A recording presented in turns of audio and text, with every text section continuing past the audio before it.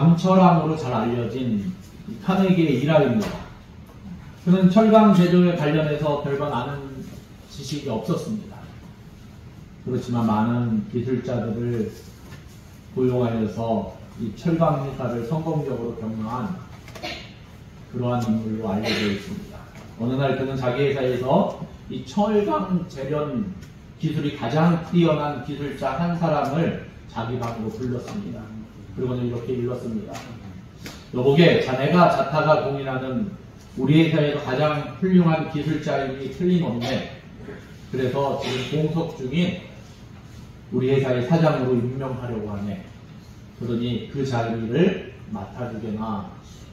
그러자 그 기술자는 가만히 생각하는 정중히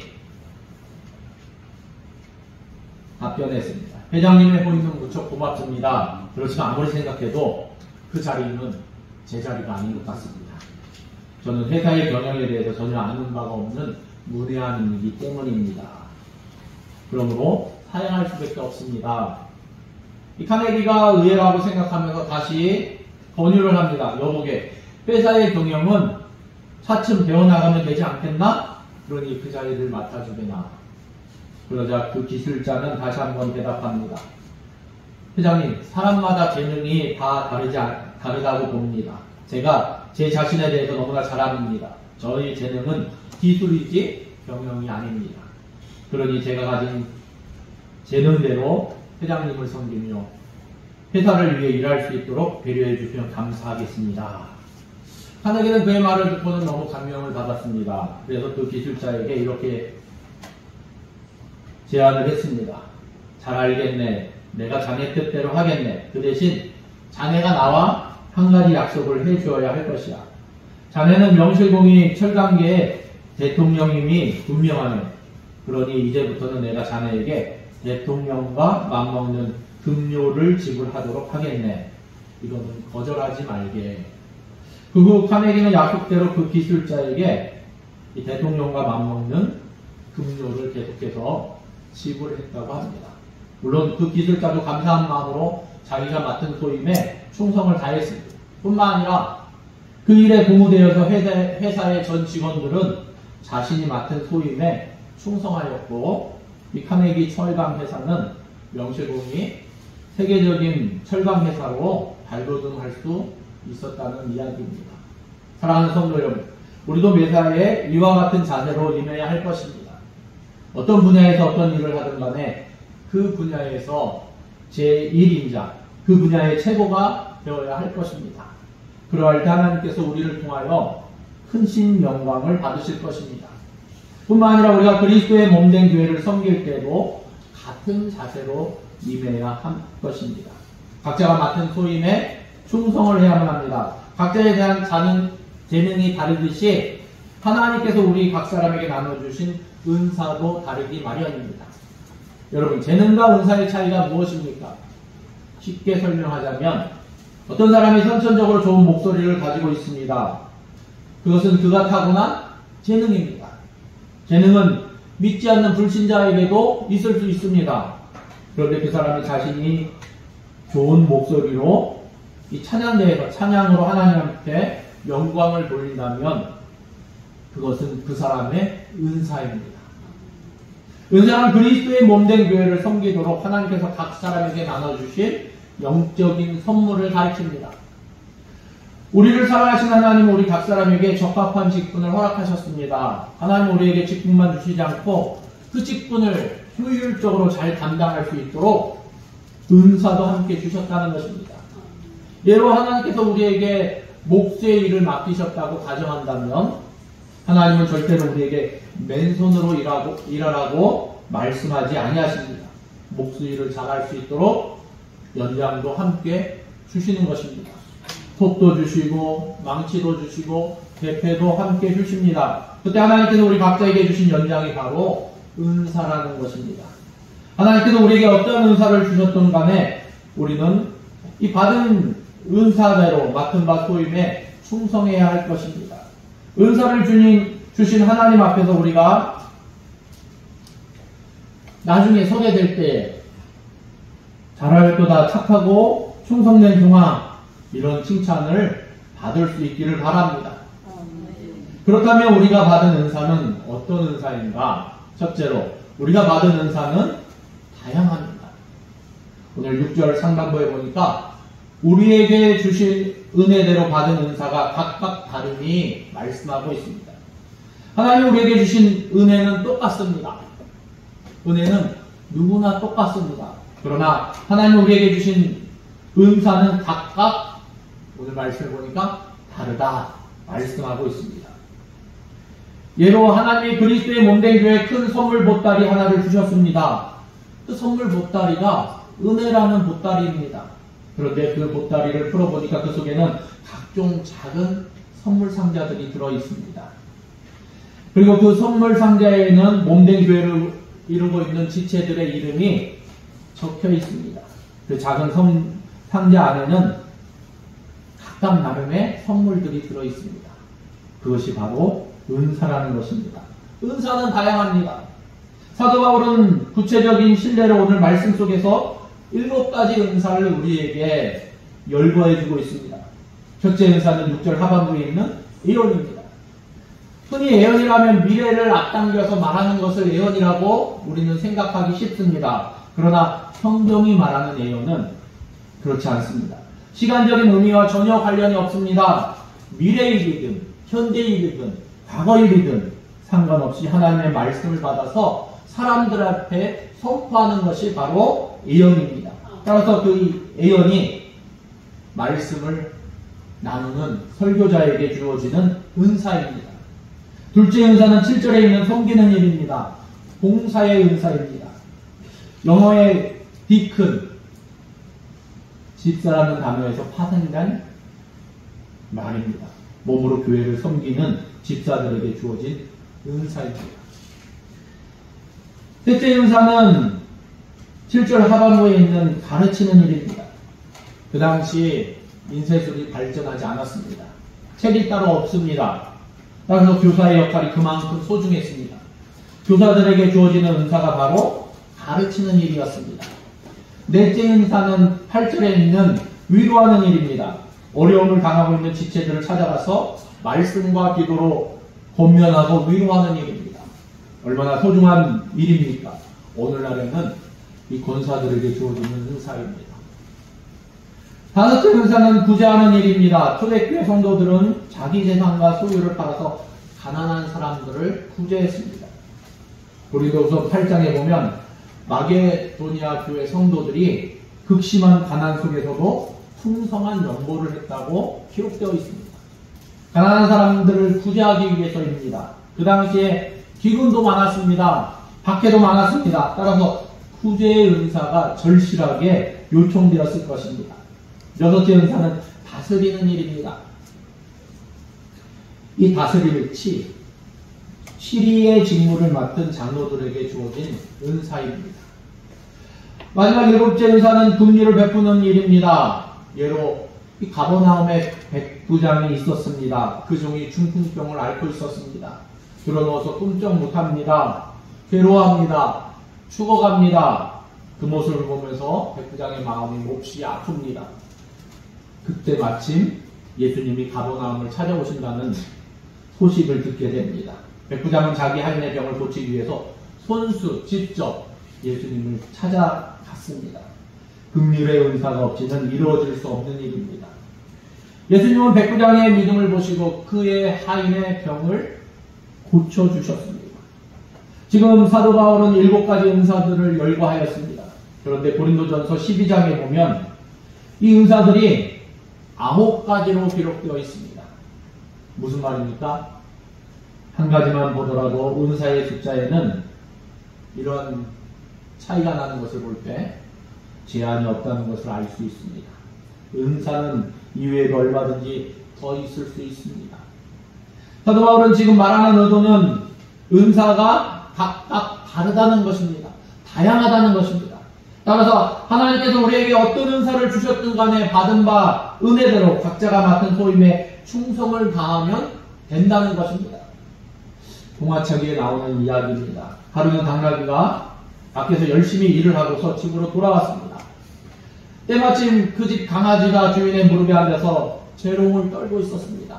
그 모습을 보면서 당나귀가 셈이 났습니다. 자기는 뼈 빠지게 일만 하고 집으로 돌아왔는데 강아지는 일도 하지 않고 주인의 사랑을 독차지하고 있었기 때문입니다. 당나귀는 자기도 주인의 사랑을 받아야겠다는 생각을 했습니다. 어느 날 좋은 기회가 왔습니다. 주인이 마당에 홀로 앉아서 한가하게 부채질을 하고 있었습니다. 강아지가 있나? 아니, 강아지도 없습니다. 그 틈을 놓칠세라 당나귀는 주인에게로 얼른 달려갔습니다. 그리고는 강아지처럼 자기도 꼬리를 살랑살랑 흔들면서 그 육중한 몸을 날려 그 주인의 무릎 위에 깡충 뛰어 올랐습니다. 그 결과는 어떻게 되었겠습니까? 여러분이 주인이라면 그 당나귀가 어떻게 했겠습니까? 네, 그 당나귀는 영문도 모른 채 그날 죽도록 맞았다고 합니다. 괜스레 다른 사람의 은사를 흉내낼 필요가 없다는 것입니다. 하나님께서 주신 은사는 각기 다르기 때문입니다. 하나님께서 우리에게 어떠한 은사를 주셨든 간에 받은 바 은사대로 각자의 맡은 소임에 충실하면 되는 것입니다. 그렇게 할 때 우리는 우리에게 은사를 주신 하나님을, 우리의 주인 되신 하나님을 기쁘시게 할 수 있는 것입니다. 둘째로, 우리가 받은 은사는 소중합니다. 우리에게 은사를 주신 분은 누구십니까? 하나님이십니다. 하나님이 우리에게 은사를 주실 때 마구잡이로 무턱대고 복불복으로 주신 거 아닙니다. 우리에게 주신 은혜대로 받은 은사라고 오늘 본문은 말씀하고 있습니다. 은혜대로 주셨다는 것입니다. 하나님은 우리를 사랑하십니다. 우리를 너무나 잘 알고 계십니다. 하나님은 우리 모두에게 가장 적합한 직분을 주신 것입니다. 그리고 그 직분을 잘 수행할 수 있도록 가장 적절한 은사를 우리에게 주셨습니다. 따라서 어떤 은사라도 우리는 결코 소홀히 생각하면 안 됩니다. 다 소중하기 때문입니다. 그래서 바울은 오늘 본문에서 7가지 은사를 어떻게 사용하는가를 일일이 설명하고 있습니다. 첫째, 예언이면 믿음의 분수대로 하라고 말씀했습니다. 그 이상이면 거짓 예언이고, 그 이하면 맡은 소임에 불충하는 것이 될 수밖에 없습니다. 둘째는 섬기는 일입니다. 섬기는 일로 하라고 말씀하고 있습니다. 왜 바울은 똑같은 단어를 반복해서 사용했겠습니까? 설명할 말이 얼른 생각나지 않아서 그렇겠습니까? 결코 그렇지 않습니다. 이 섬김의 정신은 변질되면 안 됩니다.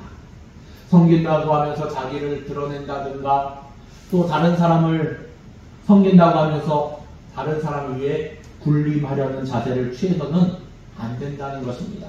섬김은 어디까지나 낮아지고 섬김으로 되어야 한다는 것입니다. 셋째는 가르치는 자면 가르치는 일로 하라고 말씀했습니다.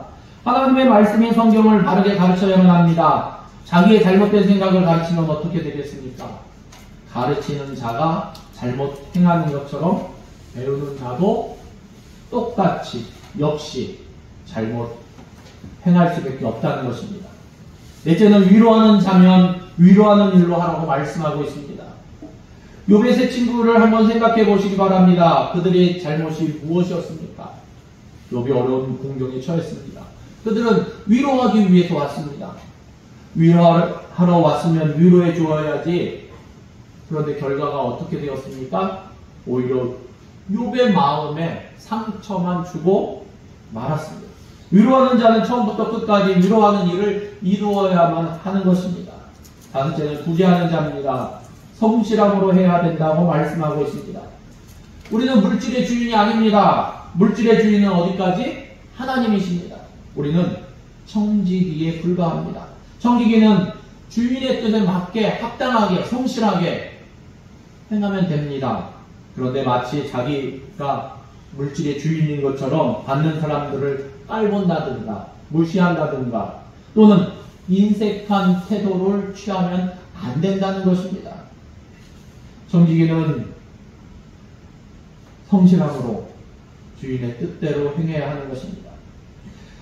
여섯째는 다스리는 자는 부지런함으로 하라고 말씀하고 있습니다.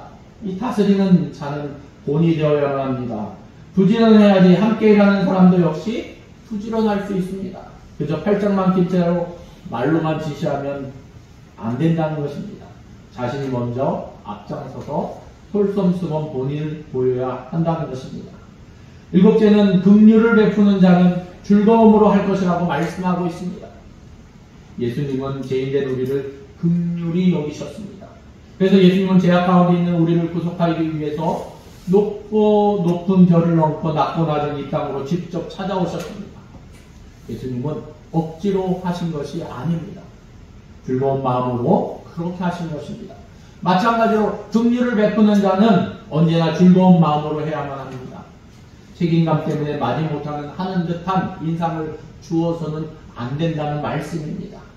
사랑하는 성도 여러분, 지금 바울이 말하고 있는 의도가 무엇입니까? 왜 사도 바울은 하나님께서 주신 은사로 어떻게 섬겨야 하는지를 일일이 설명하고 있습니까?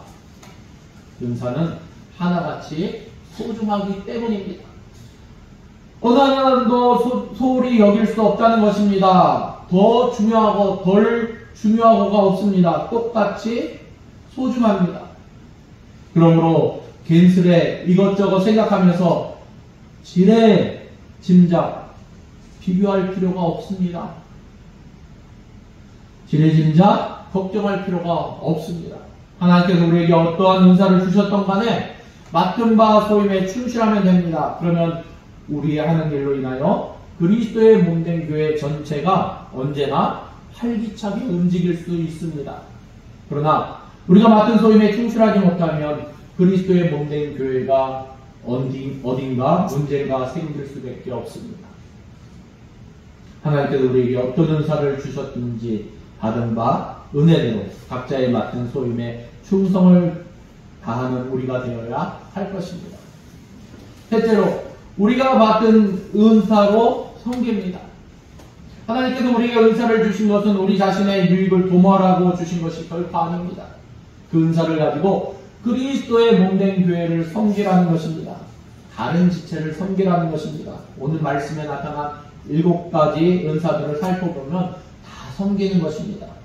예언은 말씀으로 섬기는 것입니다. 섬기는 일이야말로 말할 것 없을 것입니다. 가르치는 일도, 위로하는 일도, 구제하는 일도, 다스리는 일도, 긍휼을 베푸는 일도 궁극적으로 모두 다른 지체들을 섬기기 위한 것입니다. 어느 농가집에서 있었던 일입니다. 그 농가의 주인이 팔순을 맞이하게 되었습니다. 잔치를 며칠 앞두고 집안에 있는 모든 동물들이 모여서 회의를 했습니다.